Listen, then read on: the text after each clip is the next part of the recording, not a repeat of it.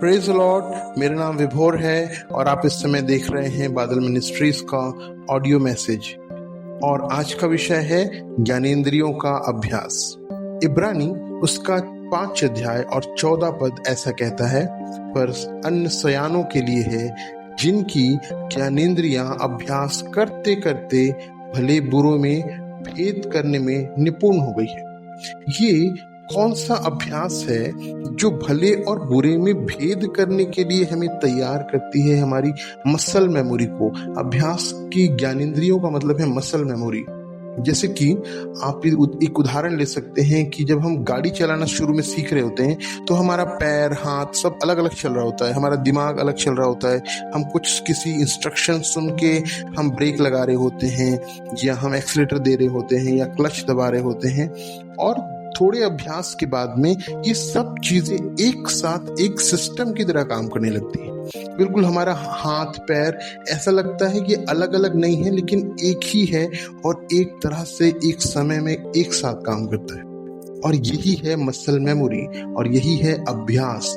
और इतना अभ्यास हमको हो जाता है कि हम सपने में भी बहुत अच्छी तरह गाड़ी चलाते हैं और गिरते नहीं हैं। और ये सब बातें मसल मेमोरी के कारण होती हैं। और मसीह में मसल मेमोरी का मतलब है जब हम लगातार वचनों का अभ्यास करते हैं, जो हम सुनते हैं, जिन आज्ञाओं के विषय में हम सुनते हैं, उनको लगातार सीखते हैं, अपने जीवन में लगातार डालते हैं, तो एक समय आ जाता है जब हमें ये पता होता है कि ये चीज़ अच्छी है या बुरी है, उसके तरफ जाना है या नहीं जाना है, उसको देखना है या नहीं देखना है, या उस व्यक्ति से बात करनी है या नहीं करनी है। ये हम ऐसे चुटकियों में ऐसे डिसाइड करते हैं, सेकंडों में, और हम आगे बढ़ते हैं। हमको पता होता है कि परमेश्वर की इच्छा क्या है।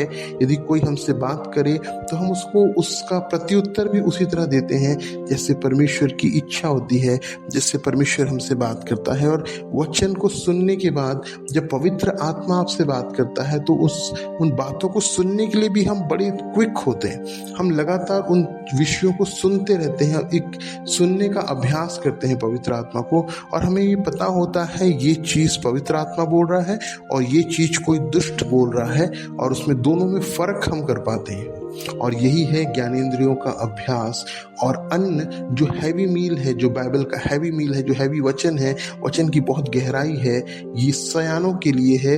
और सयाने मतलब ऐसे लोग जिनकी जो मैच्योरिटी पा चुके हैं छोटी छोटी बातों में, और अब वो बड़ी चीजों की तरफ जा रहे हैं, ये उनके बारे में है। Praise the Lord.